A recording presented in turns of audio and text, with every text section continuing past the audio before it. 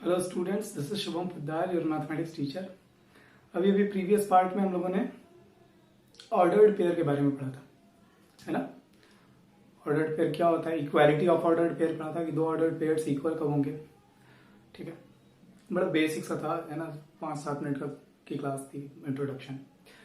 आज हम लोग सेट्स में फिर एक नई चीज पढ़ने जा रहे हैं, रिलेशन फंक्शंस वाले चैप्टर में ही। जरा मुझे कुछ बेसिक सी बातें याद करके बताइए। 10th में हम लोग प्रोबेबिलिटी के क्वेश्चन सॉल्व करते थे। एक क्वेश्चन ये देखिए, a coin is tossed then a die is rolled. एक कॉइन टॉस किया गया है और फिर एक पासा फेंका जा रहा है, तो टोटल आउटकम्स कितने मिलेंगे। ये कहेंगे टोटल आउटकम्स, टोटल पॉसिबिलिटीज क्या क्या हो सकती हैं। तो आप कैसे कैसे देखेंगे। कॉइन टॉस किया है तो कॉइन पर हेड या टेल कुछ भी आ सकता है। अब हमने कॉइन टॉस किया और इधर डाई रोल किया, तो कॉइन के हेड के साथ, मान लीजिए कॉइन पर हेड आ गया, तो कॉइन के हेड के साथ डाई पर 1 2 3 4 5 6 कुछ भी आ सकता है। मतलब हेड के साथ 1 आ सकता है, हेड के साथ 2 आ सकता है, it may be head and 3, it may be head and 4 and it may be head and 6। अच्छा, ये भी पॉसिबिलिटी कि कॉइन पर हेड ना आया हो, कॉइन पर टेल आया हो, और फिर डाई पर 1 2 3 4 कोई भी number. That means there are again 6 possibilities that tail and 1 आया हो। there may be tail 2, tail 3, tail 4 and tail 6। तो इस तरीके से टोटल कितने आउटकम्स होंगे इस एक्सपेरिमेंट में? 12 आउटकम्स होंगे, 1 2 3 4, है ना। ये 6 हेड के साथ और 6 टेल के साथ। इस तरह क्वेश्चंस लगाए हैं। आपको याद होगा, 2 डाई थ्रो करते थे तो टोटल आउटकम्स कितने बनाते थे? 36, है ना। पहले वाले 1 के साथ दूसरे पर 1 2 3 4 5 6 कोई भी आ सकता है।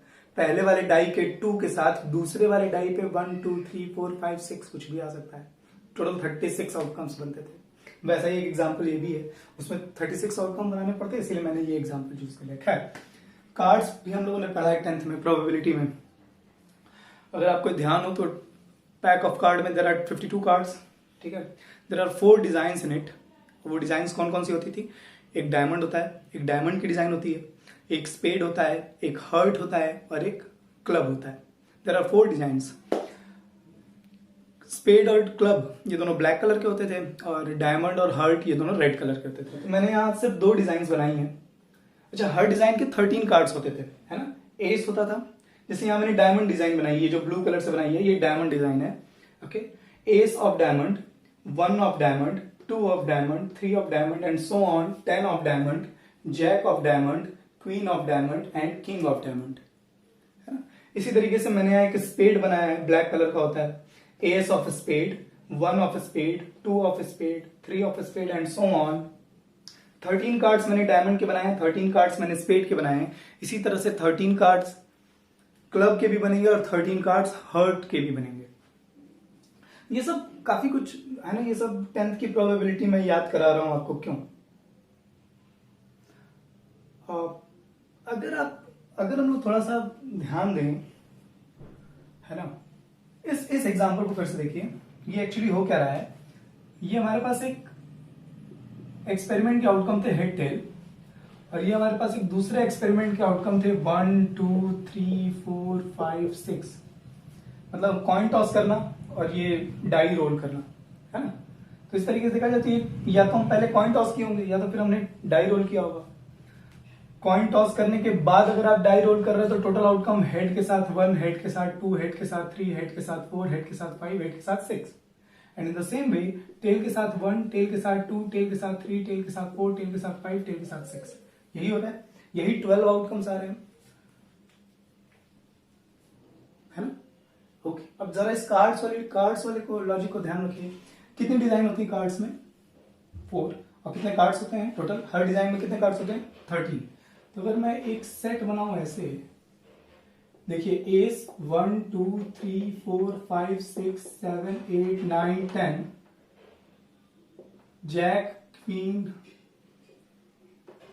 किंग, है ना। यहां जे क्यू के लिखा हुआ है,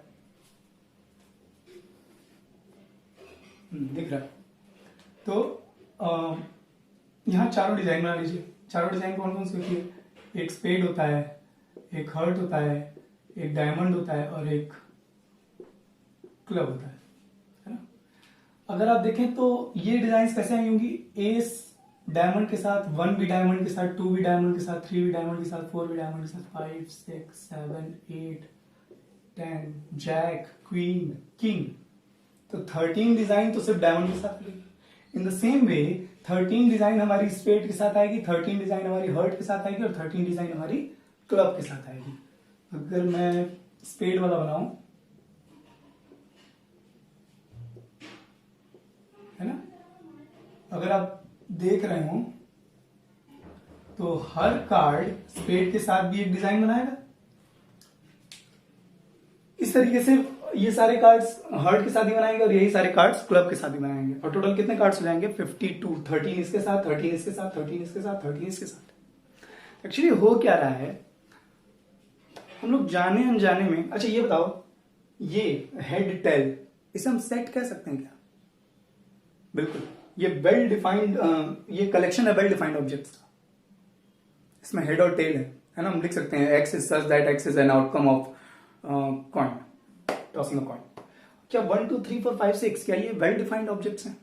यस, ये भी एक सेट है। तो इन दोनों सेट्स के साथ हम क्या कर रहे हैं?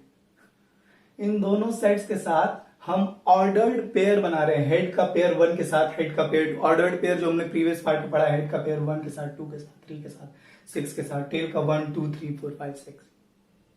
तो एक्चुअली अच्छा ठीक है, एक बार और ये कार्ड वाला एग्जांपल देखिए। ये क्या एक सेट कह सकते हैं? Ace 1 2 3 4 5 6 jack queen king. बिल्कुल, ये वेल डिफाइंड ऑब्जेक्ट्स का कलेक्शन है। क्या ये स्पेड, हर्ट, डायमंड और क्लब, इन चारों डिजाइन को हम एक सेट कह सकते हैं? बिल्कुल।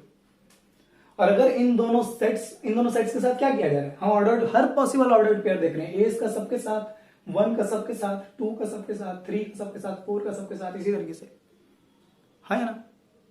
तो एक्चुअली जाने अनजाने में हम लोगों ने 10th में सेट्स के ऑर्डर्ड पेयर ही पढ़े हैं। ये प्रोबेबिलिटी में जो क्वेश्चंस हम लोग सॉल्व कर रहे हैं, ये सब सेट्स के ऑर्डर्ड पेयर ही हैं।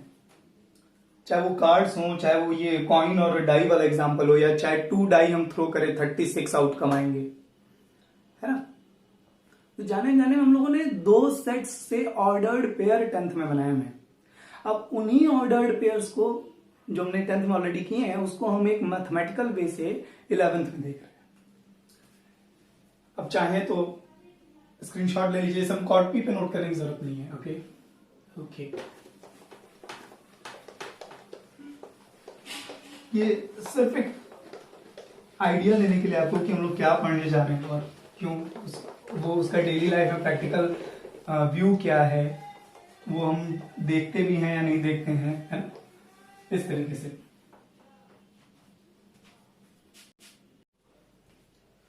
तो अभी अभी हम लोग जो ऑर्डर्ड पेयर कर रहे थे, है ना, चाहे वो कार्ड्स का हो, चाहे वो कॉइन और डाई के साथ हो, जो भी हम लोग ऑर्डर्ड पेयर बना रहे थे, उससे मैथमेटिशियंस ने सेट्स के एक नए ऑपरेशन के तौर पर डिफाइन किया।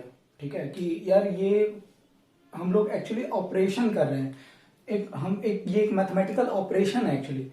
अभी अभी आप लोगों ने देखा था ना यहाँ पे कि एक हेड टेल बना हुआ था और यहाँ 1 2 3 4 5 6, है ना। तो इस सेट के एलिमेंट्स को इस सेट के एलिमेंट के साथ पेयरिंग की जा रही थी, है ना, हेड टेल की 1 2 3 4 5 6 के साथ, है ना। तो मैथमेटिशियंस ने कहा कि ये 2 सेट्स के बीच एक ऑपरेशन है और उस ऑपरेशन का नाम दिया था Cartesian product. Okay, Cartesian product of 2 sets. Okay, the Cartesian product of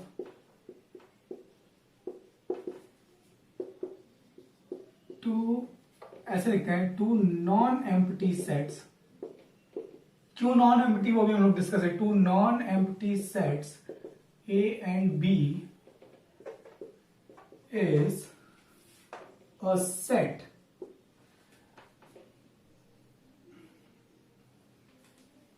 अब ये सारे एलिमेंट आ रहे थे ना, हेड 1, हेड 2, हेड 3 और हेड 6, और ये भी आ रहा था टेल 1, टेल 2, टेल 6। अगर मैं इन सारे ऑर्डर्ड पेयर का कलेक्शन बना लूं तो क्या ये कलेक्शन वेल डिफाइंड ऑब्जेक्ट्स का है? हाँ, वेल डिफाइंड ऑब्जेक्ट्स का कलेक्शन, ये वेल डिफाइंड ऑर्डर्ड पेयर्स का कलेक्शन है। और ये ऑर्डर्ड पेयर मैथमेटिकल ऑब्जेक्ट हैं। ये वेल डिफाइंड कैसे हुआ सर? इसका फर्स्ट एलिमेंट कॉइन वाले एक्सपेरिमेंट से आ रहा है और सेकंड एलिमेंट डाई वाले एक्सपेरिमेंट से आ रहा है। ऑर्डर्ड पेयर बना बना करके हमको लिखा है। तो ये जो भी ऑब्जेक्ट्स बने हुए हैं ना, अगर किसी से भी आप पूछेंगे कि एक कॉइन टॉस कीजिए और उसके बाद फिर डाई थ्रो कीजिए, तो टोटल आउटकम कौन किस किस हिसाब से बनेंगे, कौन कौन से टोटल आउटकम्स बनेंगे, तो कोई भी बनाएगा तो यही आउटकम्स, इसी तरीके से यही 12 आउटकम्स बनाएगा। ऑब्वियस सी बात है। इसका मतलब ये वेल डिफाइंड ऑब्जेक्ट हुए। वेल डिफाइंड नहीं होते तो सब अलग अलग बना रहे होते। सेट थ्योरी याद कीजिए, है ना। ये वेल डिफाइंड ऑब्जेक्ट्स का कलेक्शन है। और अगर इन कलेक्शन का हम सेट ले लें या इन कलेक्शंस को हम एक ही बैग में रख दें तो उसे हम सेट कहेंगे। तो जो ऑर्डर्ड पेयर मिले हैं, ठीक है, ये ऑर्डर्ड पेयर का कलेक्शन भी क्या है? एक सेट है। ये ऑर्डर्ड पेयर जिस तरीके से मिल रहे थे उस तरीके को हमने क्या डिफाइन किया है? कार्टेशियन प्रोडक्ट, है ना। जिस तरीके से मिल रहे हैं, द कार्टेशियन कैसे मिल रहे थे याद कीजिए। ये हेड, ये टेल और इधर 1 2 3 4 5, है ना, इस तरीके से मिल रहे थे। अभी हम लोगों ने किया था थोड़ी देर पहले। तो ये जो आप ऑर्डर्ड, ये जो पेयरिंग कर रहे हैं ना इस सेट के एलिमेंट की इस सेट के सारे एलिमेंट्स के साथ, इसे एक मैथमेटिकल ऑपरेशन के तौर पर डिफाइन किया गया। And that mathematical operation is named as Cartesian product. Cartesian product of two sets, ठीक है।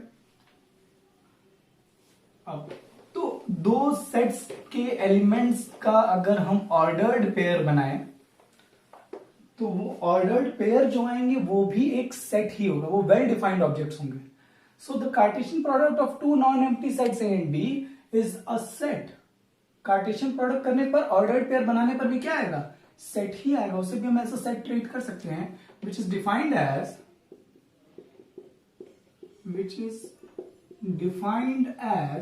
देखिए मैं मैथमेटिकली सेट बिल्डर फॉर्म में डिफाइन कर दे रहा हूं। कार्टेशियन प्रोडक्ट का साइन ये है, ठीक है, इसे कार्टेशियन प्रोडक्ट पढ़ते हैं। मल्टीप्लिकेशन वाला ही साइन है। यूनियन पढ़ा था हमने, इंटरसेक्शन पढ़ा था हमने, डिफरेंस पढ़ा था, ये कार्टेशियन प्रोडक्ट है। इसको इनटू मल्टीप्लाई नहीं पढ़ते हैं। दो सेट्स का मल्टीप्लिकेशन डिफाइंड नहीं है, इसे कार्टेशियन प्रोडक्ट पढ़ते हैं। और इसको कैसे डिफाइन करते हैं? ये सेट है किसका? सिंगल एलिमेंट्स का कि ऑर्डर्ड पेयर का? ऑर्डर्ड पेयर्स का। तो A Cartesian product B is a set of what? Set of ordered pair. इस ऑर्डर्ड पेयर में कौन कौन है? फर्स्ट कंपोनेंट x है और सेकंड कंपोनेंट y है। इसको फर्स्ट कंपोनेंट कहेंगे, इसे सेकंड कंपोनेंट कहेंगे। सच दैट ये फर्स्ट कंपोनेंट कहां से बिलोंग करता है? a से। एंड ये सेकंड कंपोनेंट कहां से बिलोंग करता है? b से। बड़ी सिंपल सी डेफिनेशन जो भी हम कर रहे थे ना। ये हेड टेल हो सकता है और ये 1 2 3 4 5 6 हो सकता है। तो ये हेड टेल यानी कि ये कॉइन वाले एक्सपेरिमेंट से बिलोंग करता है और ये y जो है वो डाई वाले एक्सपेरिमेंट से बिलोंग करता है। सिंपल। तो आई होप मैंने आपको एक फील दिया हो, एक ग्लिम्पस आपको मिला हो कि कार्टेशियन प्रोडक्ट है क्या। आप हो सकता है, आई होप आपको ये नजर आया हो कि हम डेली लाइफ में कार्टेशियन प्रोडक्ट के बहुत से एग्जांपल्स देखते हैं, ठीक है। और है ना, जैसे आपके स्कूल बैग पर अगर स्कूल का नाम लिखा हुआ है चंद्रा पब्लिक स्कूल, तो चंद्रा पब्लिक स्कूल एक सिंगलटन सेट है। और एक और सेट बना लीजिए जिसमें 1000 बैग्स है और इस सिंगलटन सेट की सारे बैग्स के साथ ऑर्डर्ड पेयर करते जाए तो आपको चंद्रा पब्लिक स्कूल हर बैग के ऊपर प्रिंटेड मिलेगा। तो ये जो बैग के ऊपर स्कूल का लोगो प्रिंटेड मिल रहा है वो एक्चुअली ऑर्डर्ड पेयर है, वो कार्टेशियन प्रोडक्ट से मिला है। कंप्यूटर प्रोग्रामिंग में इसका बहुत यूज किया जाता है, ये सब आप आगे बहुत डिटेल में पढ़ेंगे। बट द पॉइंट इज कि कार्टेशियन प्रोडक्ट एक्चुअली है क्या, है ना। या हम डेली लाइफ में बहुत सारे ऐसे एग्जांपल्स देख सकते हैं, बहुत सारी चीजें बनाई जा सकती हैं, है ना। प्रिंटिंग हो गई, ठीक है, किसी मैच बॉक्स के अंदर मैच स्टिक्स का होना वो भी कार्टेशियन प्रोडक्ट है। आई मीन बहुत सारे एग्जांपल्स बनाए जा सकते हैं। आई होप आपको ये मैथमेटिकल ऑपरेशन जो सेट्स के ऊपर हम लगा रहे हैं, आई होप आपको ये समझ में आया हो। A Cartesian product B is a set of ordered pair whose first component belongs to first set and second component belongs to second set. Okay. चलिए फटाफट से कुछ बात कर लेते हैं, इसमें रिमार्क्स डाल दीजिएगा। अच्छा, सोचने वाली बात यह कि अगर ए कार्टेशियन प्रोडक्ट बी क्या होगा, if either A or B becomes empty, अगर A और B में से कोई भी एम्प्टी हो गया। याद कीजिए ऑर्डर्ड पेयर वाली क्लास में, जो एक बिल्कुल छोटी सी क्लास थी, उसमें मैंने आपको बताया था कि अगर ऑर्डर्ड पेयर में दूसरा एलिमेंट जीरो हो सकता है या कोई भी एक कंपोनेंट जीरो हो सकता है, एम्प्टी नहीं रह सकता, खाली नहीं रह सकता। इस हिसाब से अगर B एम्प्टी सेट हो गया या A एम्प्टी सेट हो गया, कोई भी, अगर A एम्प्टी सेट हो गया तो फर्स्ट कंपोनेंट खाली रह जाएगा, और अगर B एम्प्टी सेट रह गया तो सेकंड कंपोनेंट खाली हो जाएगा।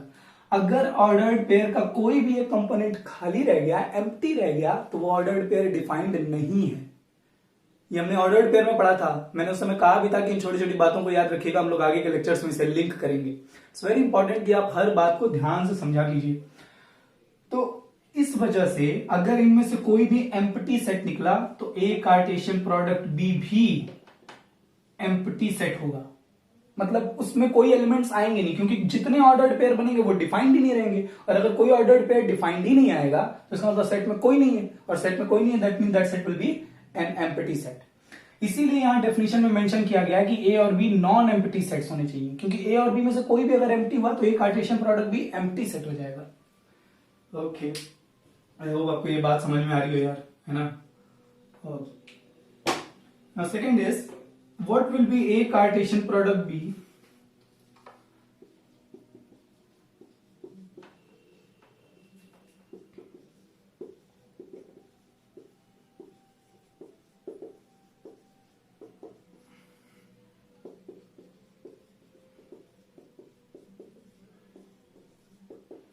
याद कीजिए हम लोग फाइनाइट इनफाइनाइट सेट्स पढ़े थे टाइप्स ऑफ सेट्स में। सॉरी, तो अगर ए और बी में से कोई भी इनफाइनाइट हो गया, जैसे मान लीजिए कि हमने कॉइन टॉस किया, कॉइन पे हेड टेल बना हुआ है, और हमने एक डाई थ्रो की, डाई पर 1 2 3 4 5 6 तक था। मान लो हमारे पास ऐसी डाई है जिसपे सारे नेचुरल नंबर बने हुए हैं, तब तो हेड के साथ कितने ऑर्डर्ड पेयर बनेंगे? हेड के साथ 1, हेड के साथ 2, हेड के साथ 3, हेड के साथ 3 4 5 6। हेड वाला ही कभी कंप्लीट नहीं होगा। इसी तरह से टेल के साथ भी सारी ऑर्डर्ड पेयर, क्या कभी वो ऑर्डर्ड पेयर्स रुकेंगे? नहीं। तो इसका मतलब अगर ए और बी में से कोई भी इनफाइनाइट सेट हुआ तो A Cartesian product B will be an infinite set. यहां सेट लिख लेना, ठीक है। A Cartesian product B will be an infinite set if either of A और बी इज इनफाइनाइट।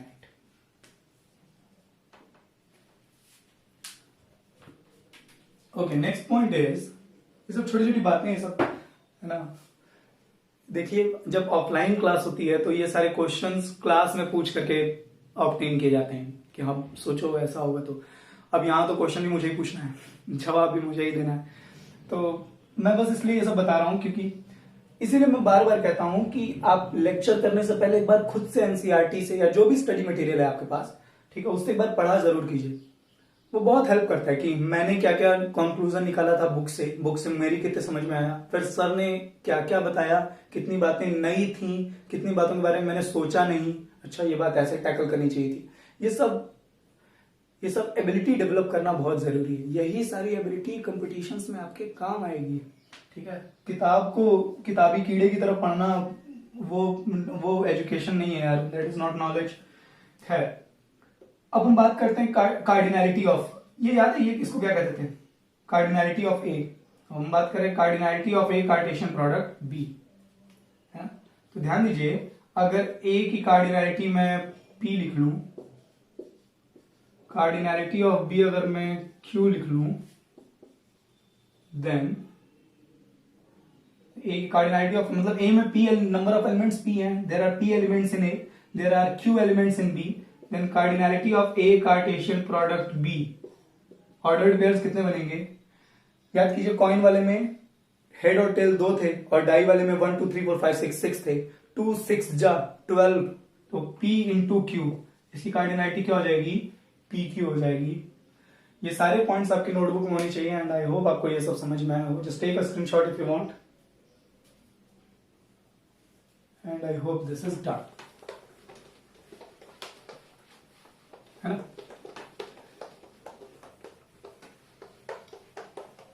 अच्छा, अगर ये मैथमेटिकल ऑपरेशन है like union, like intersection, like difference of sets. तो हर मैथमेटिकल ऑपरेशन की कुछ खासियत होती है, there are some properties of it. Addition की भी प्रॉपर्टीज होती है, subtraction, multiplication, division, union, intersection. कौन सी प्रॉपर्टीज? वही कम्यूटेटिव है या नहीं, एसोसिएटिव है या नहीं, है ना। तब अगर ये मैथमेटिकल ऑपरेशन है ना, अगर ये मैथमेटिकल ऑपरेशन है तो इसकी भी प्रॉपर्टीज होंगी। फर्स्ट प्रॉपर्टी,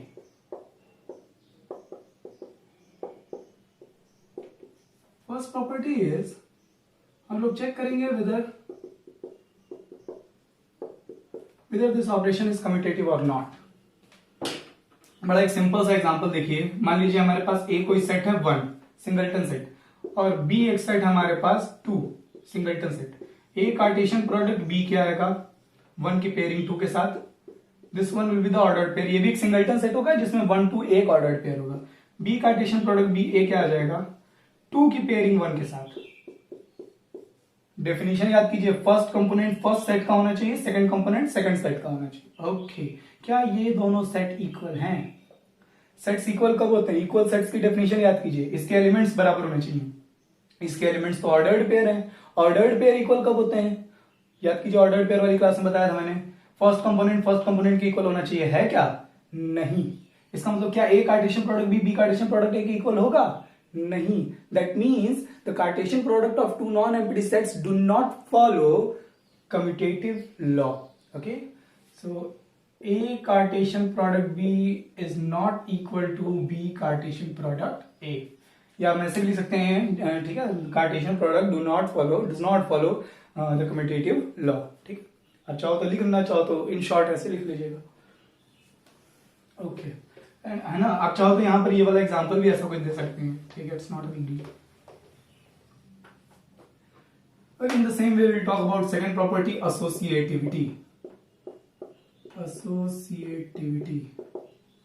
Associative property जो है वो 3 सेट्स के लिए यूज होंगी, मतलब 3 याद कीजिए, यूनियन में भी हम लोगों ने एसोसिएटिविटी पढ़ी है, इंटरसेक्शन में भी। तो हम लोग देख रहे हैं कि क्या एसोसिएटिविटी का मतलब, अगर हमें 3 सेट्स का कार्टेशियन प्रोडक्ट लेना है तो जाहिर सी बात है तीनों का एक साथ नहीं ले सकते हम। पहले मुझे बी और सी का करना पड़ेगा, फिर ए के साथ करना होगा, या ए और बी का पहले कर लें कार्टेशियन प्रोडक्ट, फिर सी के साथ कार्टेशियन प्रोडक्ट ले लें। Then I mean this output and this output will be equal और नॉट। सबसे पहले तो सोचने वाली बात ये है भाई साहब कि ये 3 सेट्स का कार्टेशियन प्रोडक्ट क्या देगा। ये तो अपने आप में एक यूनिक बात है ना, ये एक डिफरेंट बात हो गई। ये 3 सेट्स के कार्टेशियन प्रोडक्ट, तो देखिए, देखो यार, है ना, बात समझिएगा। एक होता है ये, एक चीज ये है, और ब्रैकेट लगा देने का मतलब फिर बदल जाएगी, मीनिंग चेंज हो जाती है। ठीक है, ब्रैकेट लगा देने का मतलब आपको पहले बी और सी के ऑर्डर्ड पेयर बनाने हैं। तो मैं आपको फिर फटाफट से एक एग्जांपल देकर बताता हूं। मैं ए ले रहा हूं 1, बिल्कुल एक सिंपल सा एग्जांपल। बी एक सेट ले रहा हूं, singleton set, that is 2 and C is 3। तो इसको बना लेते हैं पहले। बी और सी का ऑर्डर्ड पेयर क्या बनेगा? बी और सी का ऑर्डर्ड पेयर बनेगा 2,3 का, पक्की बात। और इसका क्रॉस प्रोडक्ट लेना, कार्टेशियन प्रोडक्ट लेना है 1 के साथ। तो ये 1 की ट्रिपलेट बनेगी इसके साथ। देखिए 1, सॉरी,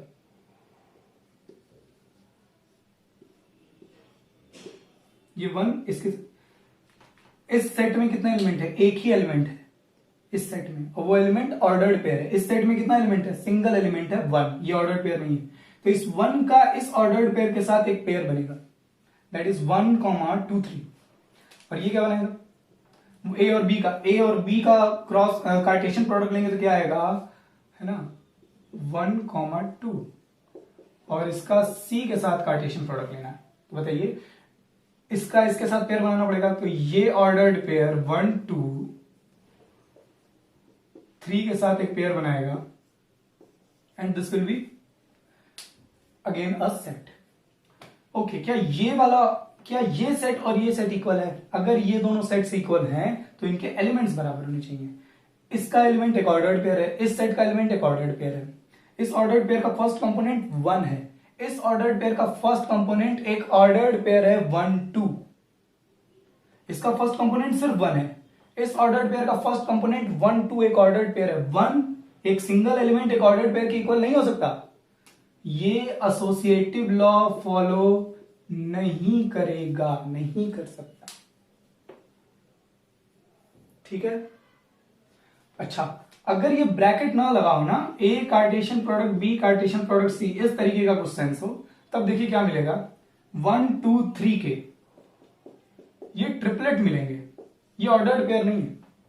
अगर ए बी सी का एक साथ आप कार्टेशियन प्रोडक्ट ले रहे हैं, हाँ ये भी थोड़ी अजीब बात है, बट ये सब फिर वही बात हो जाती है यार, थोड़ा सा ये कंप्यूटर डिस्क्रीट मैथमेटिक्स है ना, कंप्यूटर प्रोग्रामिंग से अटैच्ड है। ये सब जैसे जैसे आप आगे पढ़ेंगे आपको ये सब बातें समझ में आएंगी।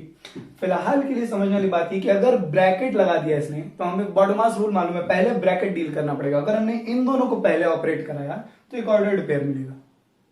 ये ट्रिपलेट नहीं कहेंगे इसको ना, ये 1 और 2 3 का ये सिंगल एलिमेंट और एक ऑर्डर्ड पेयर का पेयर है, ये एक ऑर्डर्ड पेयर और एक सिंगल एलिमेंट का पेयर है, लेकिन ये 1 2 3 ये ट्रिपलेट है, ये एक ऑर्डर्ड पेयर इसको नहीं कहेंगे।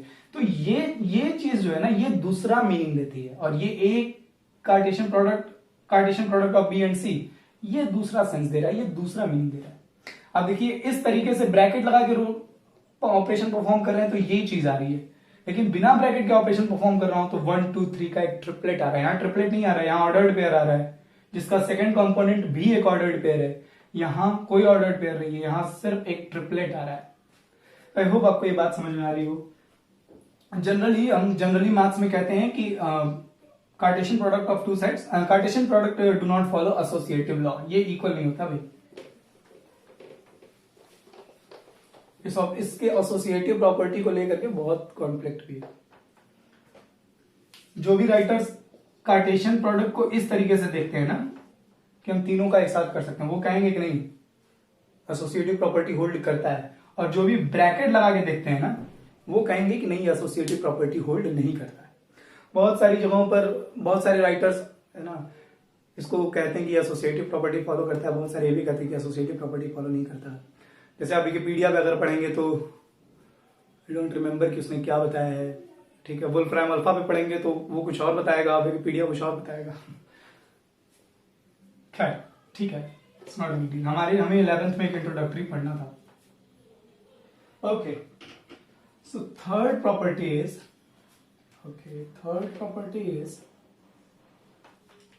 आप इन दोनों को नोट कर लेना, मैं सीरियस कर रहा हूं।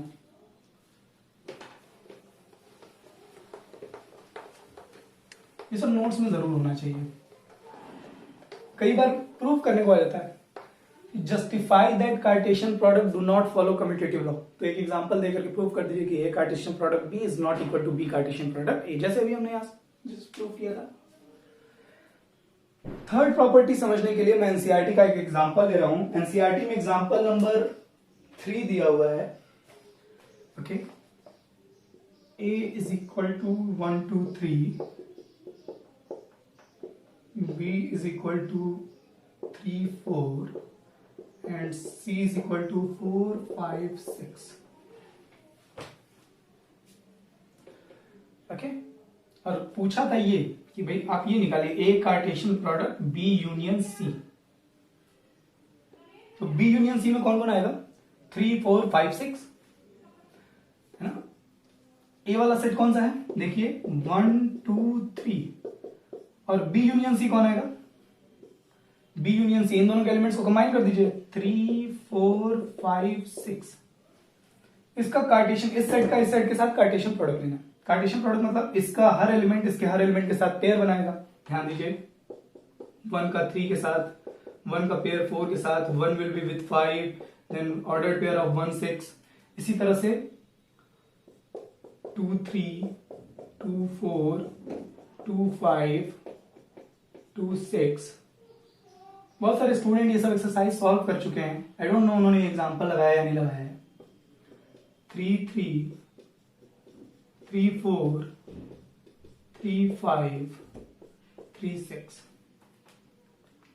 ये तो हो गया। अच्छा, अब मैं रिजल्ट इरेज नहीं कर रहा हूं। 1 का ऑर्डर्ड पेयर इन चारों के साथ, 2 का ऑर्डर्ड पेयर इन चारों के साथ, 3 का ऑर्डर्ड पेयर इन चारों के साथ, बन गया। कार्टेशियन प्रोडक्ट ऐसे ही करते हैं। अब मैं इस रिजल्ट को छोड़ दे रहा हूं। ये हमने क्या निकाला था, ये भी हमने निकाला है A Cartesian product B union C. हम लोग एक और चीज बात करते हैं, A Cartesian product B union A Cartesian product C. Example number 3 आप देखिएगा एनसीईआरटी में, एग्जाम्पल नंबर 3 में यही क्वेश्चन है, ए बी सी ऐसे सेट दिया हुआ है, ठीक है, फर्स्ट सेकंड थर्ड फोर्थ करके ये निकालने के लिए कहा है और इसे सॉल्व करने के लिए कहा है। तो इसे तो हमने सॉल्व कर लिया, इसे सॉल्व करके देखते हैं। तो मुझे बताइए ए कार्टेशियन प्रोडक्ट बी क्या आएगा, मैं डायरेक्ट लिख दूं, ए कार्टेशियन प्रोडक्ट बी मतलब ए का बी के साथ ऑर्डर्ड पेयर, 1 का 3 के साथ 1 का 4 के साथ, मतलब 1 3 1 4, 2 का ऑर्डर्ड पेयर 3 और 4 के साथ, 3 का ऑर्डर्ड पेयर 3 और 4 के साथ। ये आ गया हमारा ए कार्टेशियन प्रोडक्ट बी यूनियन। अब दूसरा सेट क्या होगा हमारा, बी कार्टेशियन प्रोडक्ट, सॉरी ए कार्टेशियन प्रोडक्ट सी। ए का सी के साथ ऑर्डर पेयर ले लेते हैं, 1 4 1 5 1 6 2 4 2 5 2 6 3 4 3 5 3 6। तो हमने यहां ए कार्टेशियन प्रोडक्ट बी ले लिया, यूनियन ये ए कार्टेशियन प्रोडक्ट सी कर लिया। अब जब आप इन दोनों सेट्स का यूनियन ले रहे हैं तो यूनियन में हम क्या करते हैं, एलिमेंट्स को कंबाइन कर देते हैं। 1 3 यहां है, 1 4 यहां है, ओके 1 4 यहां आ गया, तो ये 1 4 ये रिपीट हो रहा है ना दोनों एलिमेंट, तो रिपीटेशन हम नहीं काउंट करते, ठीक है।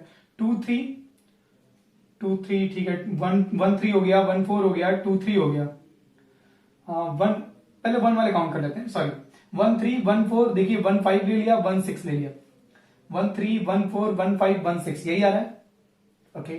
फिर 2 के 2 3 2 4 2 5 2 6, ये 2 4 रिपीट हो रहा है, इसको क्रॉस कर दे रहा हूं। रिपीटेशन है ना, सेट में एलिमेंट्स का रिपीटेशन नहीं किया जाता, ये हम लोग ऑलरेडी जानते हैं। 3 3 3 4 3 5 3 6, ये 3 4 को कैंसिल कर देते हैं क्योंकि रिपीट हो रहा है, तो 3 3 3 4 3 5 3 6। ये जो हमने किया है और ये जो हमने किया, ये दोनों इक्वल आ रहे हैं। A Cartesian product B union A Cartesian product C भी यही है, और A Cartesian product B union C भी यही है। ये मैं क्या बता रहा हूं आपको, एनसीईआरटी में ये एग्जांपल दिया हुआ है, वो आपको क्या बताना चाह रहा है। मैं इसीलिए हमेशा कमेंट में बताता हूं आपको, कहता हूं ये कि आप एनसीईआरटी का हर एग्जांपल और हर एक्सरसाइज सॉल्व किया कीजिए और थोड़ा सा बिटवीन द लाइंस पढ़ने की कोशिश कीजिए कि इस तरह के क्वेश्चंस को, इस तरह के एग्जांपल्स को देने का ऑब्जेक्टिव क्या हो सकता है। एनसीईआरटी ये बता रही है कि कार्टेशियन प्रोडक्ट जो है वो यूनियन पे डिस्ट्रीब्यूट हो जाता है। देखिए A Cartesian product B union A Cartesian product C, जैसे कि मल्टीप्लीकेशन एडिशन पे डिस्ट्रीब्यूट हो जाता है, A into B union A into C. आप ऐसे आप ए बी सी का इस तरीके से ऑपरेशन करके रिजल्ट निकालिए या ए बी सी का इस तरह से ऑपरेशन करके रिजल्ट निकालिए, सेम रिजल्ट आएगा। यहां से जो सेट आ रहा है और यहां से जो सेट आ रहा है वो दोनों बिल्कुल सेम है। इसका मतलब कार्टेशियन प्रोडक्ट जो है वो यूनियन के ऊपर डिस्ट्रीब्यूट होता है, और ये हमारी प्रॉपर्टी है। अब एनसीईआरटी हर प्रॉपर्टी को अलग से मेंशन नहीं करती है, हम लोगों को ये कंक्लूजन निकालना पड़ता है, स्टूडेंट्स को, टीचर्स को देखना होता है कि क्या क्या बताना चाह रहे हैं। This is why I am sure कि ये एग्जाम्पल, शायद पहले तो एग्जाम्पल्स बहुत कम स्टूडेंट्स लगाते हैं, एंड आई एम श्योर कि जो भी स्टूडेंट लगाए होंगे उनमें से 1% शायद उन्होंने ये बात नोट की हो। जो उन्होंने नोट की है वो वाकई बहुत, ठीक है, डीप देखते हैं, ये बहुत अच्छी चीज है अगर आपने ये बात नोट की हो तो। मगर अगर आपने नोट नहीं की है ये बात, तो इसका मतलब आप टाइम नहीं दे रहे हैं क्वेश्चंस के ऊपर, आप प्रॉपरली पढ़ नहीं रहे हैं। अब देखिएगा इस एग्जाम्पल को, इसी तरह से कुछ और पार्ट भी है, वो भी अभी मैं डिस्कस करूंगा। हाँ, किसी स्टूडेंट के दिमाग में ये भी आ सकता है कि सर आप एक एग्जाम्पल जो एनसीईआरटी में दिया हुआ है उसको प्रॉपर्टी के तौर पे क्यों बता रहे हैं। हो सकता है कि वो प्रॉपर्टी ना होती हो, होता तो एनसीईआरटी दिया होता। अगर ये प्रॉपर्टी नहीं होती ना, तो ऐसा एग्जाम्पल देके कोई भी बुक राइटर, ठीक है, रीडर को कंफ्यूज नहीं करेगा। हमेशा वो प्रॉपर्टी है, वो होल्ड करती, तभी एक एग्जाम्पल दिया उसके बारे में। Third property is distributive. हम ये देख रहे हैं कि क्या कार्टेशियन प्रोडक्ट, इसमें फर्स्ट कार्टेशियन प्रोडक्ट जो है वो यूनियन पर डिस्ट्रीब्यूट हो जाता है। अभी अभी हम लोगों ने देखा A Cartesian product B union A Cartesian product C. उसी एग्जांपल में आप देखेंगे ये सॉल्व कराया है, A Cartesian product B intersection C, और एक ये सॉल्व कराया है, A Cartesian product B intersection A Cartesian product C. आप उस एग्जांपल में देखिएगा, खुद से सॉल्व कीजिएगा, नहीं तो एनसीईआरटी की सॉल्यूशन देख लीजिएगा, आप देखेंगे ये दोनों रिजल्ट भी इक्वल आएंगे। What does this mean? This means that Cartesian product is distributive over intersection of sets. Cartesian product जैसे यूनियन पर डिस्ट्रीब्यूटिव है, इन the same way Cartesian product is distributive over intersection of set. अब ये दो example दे दिए NCERT ने। हम लोगों ने सेट्स में कौन कौन से ऑपरेशन पढ़े? यूनियन, इंटरसेक्शन और डिफरेंस। तीसरा हम कर लेते हैं। हम ये देख रहे हैं कि यूनियन पे डिस्ट्रीब्यूटिव था, इंटरसेक्शन पे डिस्ट्रीब्यूटिव है, तो क्या डिफरेंस पर भी डिस्ट्रीब्यूटिव होगा? क्या A Cartesian product B minus A Cartesian product सी, क्या ये सेट जो आएगा फाइनली और ये सेट जो आएगा फाइनली, क्या वो दोनों इक्वल होंगे? क्या ये इक्वल है या नहीं?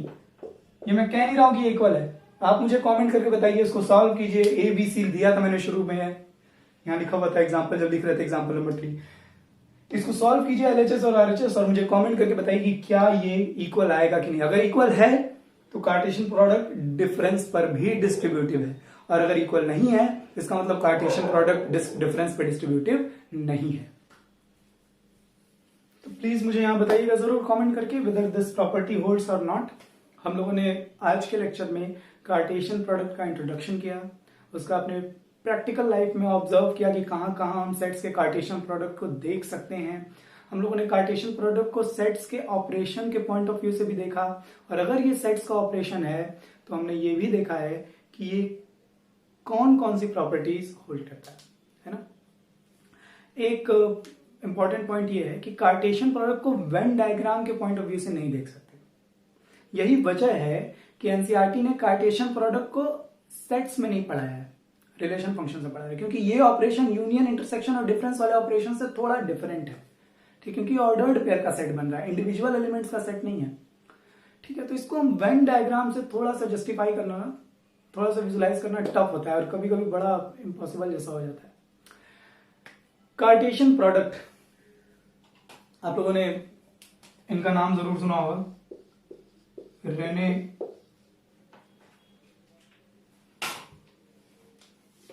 डेकार्टेस,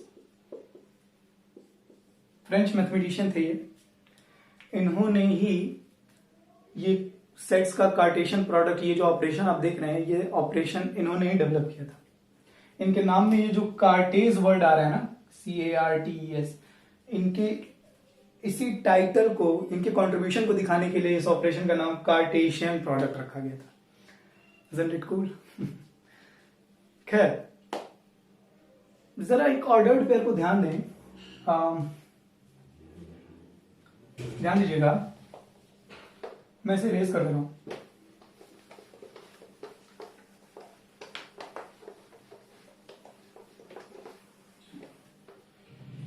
जरा इस ऑर्डर्ड पेयर को ध्यान दीजिए, रियल नंबर का set, Cartesian product, real number का सेट। रियल नंबर मतलब नंबर लाइन पे जितने भी नंबर्स हैं, रेशनल इरेशनल सारे। और ये तो डिकार्टे ने कहा कि एक नंबर लाइन मैंने ऐसे बना ली, इसमें सारे रियल नंबर्स हैं, integers, natural numbers, whole numbers, integers, rational irrational, सारे रियल नंबर्स। और एक नंबर लाइन मैंने ऐसे बना ली। आई होप आपको समझ में आ रहा होगा मैं क्या बताने जा रहा हूं। ये जो पहला वाला सेट है ना रियल नंबर्स का, इसके एलिमेंट्स को मैं इस हॉरिजॉन्टल लाइन पर रिप्रेजेंट करूंगा, और ये जो दूसरा वाला सेट है इसके एलिमेंट्स को मैं वर्टिकल लाइन पर रिप्रेजेंट करूंगा। वन एक रियल नंबर है, इसमें टू कोई, इसमें भी 1 होगा, मैं 2 ले रहा हूं, तो 1 और 2 कहां आएगा? इस पर 1 यूनिट और यहां पर 2 यूनिट। ये ऑर्डर्ड पेयर किसका लिखते हैं हम लोग? 1 2 का। 9th 10th में कोऑर्डिनेट ज्योमेट्री पढ़ी है। ये फर्स्ट कंपोनेंट इस एक्स एक्सिस से लेते थे और ये सेकंड कंपोनेंट वाई एक्सिस से लेते थे। और जब आप आर कार्टेशियन प्रोडक्ट आर करेंगे तो सारे रियल नंबर्स के साथ ऑर्डर्ड पेयर बन जाएगा। 1 का 2 के साथ ही बनेगा, 1 का 0 के साथ ही बनेगा, 1 का 0.1 के साथ ही बनेगा, 0.001 के साथ ही बनेगा, √2 के साथ ही बनेगा, 1/2 के साथ ही बनेगा, 1.2 के साथ ही बनेगा। 1 का ऑर्डर्ड पेयर हर रियल नंबर के साथ बनेगा। क्या क्या इस प्लेन पर कोई पॉइंट छूटेगा?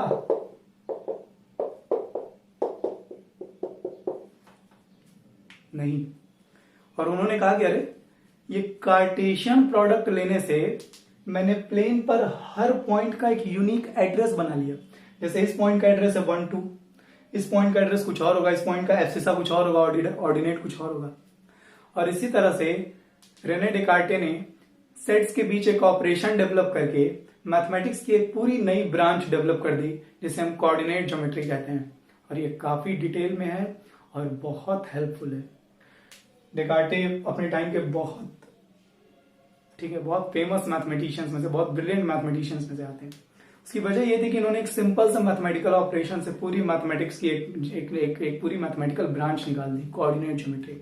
हमने 9th में पढ़ी, हम 10th में पढ़े और 11th हम काफी डिटेल में पढ़ेंगे इसे। आई होप आपको इस क्लास में बहुत मजा आया हो, बातें समझ में आई हो। नोट जरूर बनाइएगा। ये क्लास हो सके तो अगर सब अच्छे से ठीक है तो 1-2 बार और देखिए। मतलब कंक्लूजन एकदम क्लीन होना चाहिए कि हम क्या सीखे इस क्लास में। ओके, खूब खुश रहिए और खूब पढ़ाई कीजिए। Bye bye.